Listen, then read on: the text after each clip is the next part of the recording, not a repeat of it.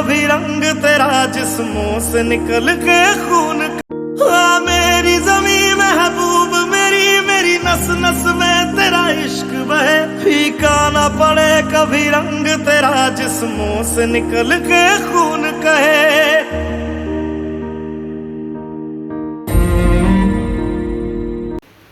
राजस्थान भीलवाड़ा के पिपली गांव में उपस्थित हूं और इस गांव की धारा को नमन करते हुए राष्ट्र सर्वोपरि में आप सभी का स्वागत करता हूं। मेरे साथ शहीद तेज सिंह जी चौहान, जिन्होंने 1971 के युद्ध में वीरगति प्राप्त की थी, उनके भाई और उनके भतीजे मेरे साथ उपस्थित हैं। उनके बारे में कैसे सोचा करते थे हम समझने का प्रयास करते हैं। उनके भाई हैं हमारे साथ।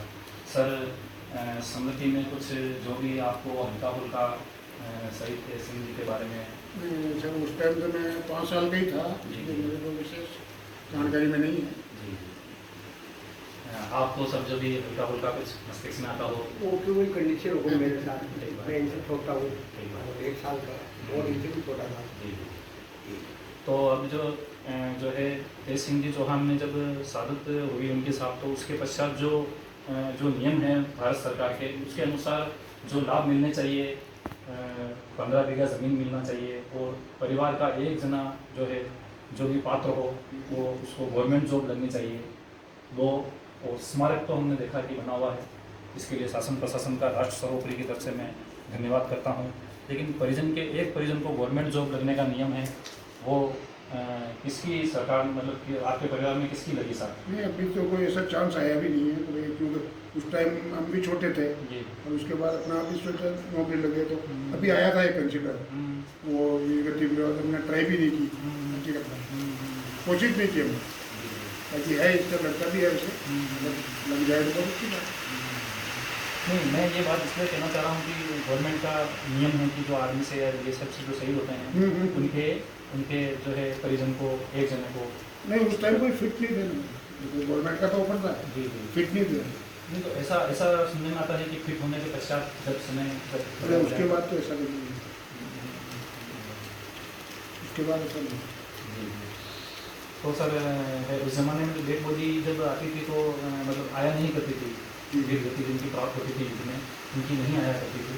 तो सूचनाएँ फिर कैसे मिलती थी साहब, और कैसे रेडियो पे न्यूज़ पे था या कलेक्टर के बाद इन्फॉर्म आती थी, डेढ़ नंबर आए थे कलेक्टर साहब के पास। कलेक्टर साहब ने यहाँ लेके बता रही है कलेक्टर साहब वगैरह उनके लास्ट उनको यहाँ पहुँचने की डेड बॉडी, तो बिल्कुल बिखर गए थे, केवल उनके 1.5 नंबर थे। उसी के आधार पर हम कलेक्टर साहब के पास होकर कलेक्टर साहब ने यहाँ पहुँचने पता नहीं, उनके फादर से मेरे फादर को फलती दिलवाई।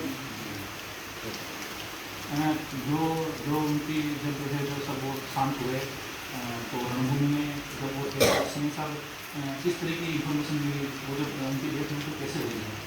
वो कोई बारूद को पाकिस्तान में कोई बस्ट कर दिया था फायर के बाद, तो बारूद के ढेर के आसपास निकल रहे थे वो, मतलब अगर 2 मिनट जो उनकी डेथ नहीं होती तो शायद वो जिंदा रह जाते, पाकिस्तानी जगह में, मतलब वो बारूद की सुरंग के अपनी लैंग्वेज में सुरंग के आसपास निकल रहे थे उसको निष्क्रिय करने के लिए, लेकिन वो अचानक उधर के पाकिस्तान वालों ने कोई क्रिया होगा भाई, तो वो उसी टाइम। अब सर, ऐसे में मैं ये जानना चाहता हूँ कि जो ज़मीन जो है गवर्नमेंट से जो मिलनी चाहिए वो आपको? हाँ, वो मेन जो मिल गई है पत्नी का नाम तो हुई है, और पत्नी भी 2-3 साल पहले ही स्वर्गवास हुआ उनका, वो थोड़ा माइंडली एब्सेंट थे, तो हमारे साथ बिल्कुल बनती नहीं थी, अलग ही रहते थे। और स्मारक जो है वो मैंने देखा बना हुआ है, यहाँ भी बना हुआ है, भीलवाड़ा में भी है, चौराहे पे अली महादेव के पास में शहीद तेज सिंह सर्किल चौराहे है, वहाँ लगभग गवर्नमेंट ने अच्छा पैसा 1 करोड़ रुपये का तक लगाया। बिल्कुल, इसके लिए राष्ट्र सर्वोपरि की टीम से तरफ से मैं उन्हें धन्यवाद देता हूँ, क्योंकि बहुत ही विचित्र स्थितियाँ हैं, लेकिन यहाँ थोड़ा मुझे ये ठीक लगा है कि जो है उनका जो है स्मारक बना हुआ है, और भीलवाड़ा में भी आप बता रहे हैं कि बहुत अच्छा स्मारक वो सर्कल बना रखा है, इसके लिए धन्यवाद शासन प्रशासन का। और सर, अब आप वर्तमान में जो है आप अब 1971 में उन्होंने शहादत प्राप्त की, वीरगति प्राप्त की, अब इतने वर्षों के बाद आप जो है मैं आपसे चर्चा कर रहा हूँ इस बारे में, तो सरकार से आप क्या आशा रखते हैं वर्तमान में? सरकार से आशा तो यही था कि परिवार को थोड़ा सुरक्षित और सेफ साइड निकाले, कोई और अलग की योजना हो, कोई विशेष पैकेज वो पैकेज दें।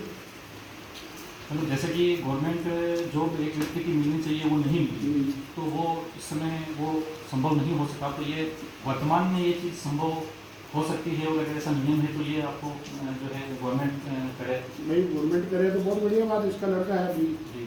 तो वो लग मेरे जाएगा। को बोल रखा हुआ था, अगर मतलब गवर्नमेंट अगर ये साथ दे कि इसको भी कुछ रोजगार इसी के नाम से मिल जावे या जॉब हो जावे या कहीं मतलब गवर्नमेंट सर्विस में कहीं भी लगा दे तो उनको धन्यवाद हो। बाकी हम तो यहाँ बैठे हुए हैं, खेती बाड़ी करते हैं, घर में बैठे हैं।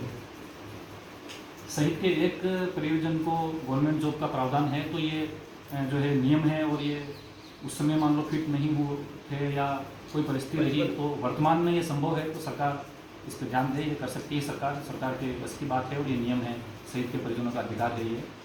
और जो है सर, कोई देश के युवाओं को आप भी पिछड़ रहे हैं जी, और देशभक्ति के लिए मैंने कार्यक्रम स्टार्ट किया है, बहुत बढ़िया, खुशी की बात है सर। तो मैं ये चाहता हूँ कि आप देश के युवाओं को क्या मैसेज देना चाहेंगे सर? मैं तो यही मैसेज देना चाहूँगा सर कि युवा पीढ़ी है अपने देश के लिए कुछ करे, और देश के विकास के लिए मिलिट्री में भर्ती हो, चाहे किसी भी तरह से डेवलपमेंट हो।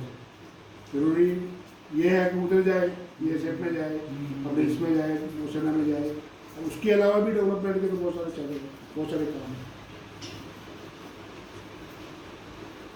मेरा प्रयास जो है वो ये है कि शहीदों के परिवारजनों के हम साथ खड़े रहें, उनकी बात सुनें, उनका आदर करें, और मेरा उद्देश्य है राष्ट्रभक्ति का जो आदित्य आपके हृदय में चमकता है पूरे देश के युवाओं में, उसके प्रकाश को मैं और तीव्र कर सकूं। और अद्भुत अनुभव हो रहा है मेरा राष्ट्र सर्वोपरि के दौरान में जहाँ जहाँ जा रहा हूँ, सीमाएं सर मांगती है, और देशभक्ति, मातृभूमि देशभक्ति मांगती है। और मेरे देश की सेना के लिए मैं यही कहना चाहूँगा कि रणभेरी बजी तो ऐसा प्रहार हुआ रणभूमि में कि जगदम्बा उतर आई भुजाओं में। जय हिंद की सेना।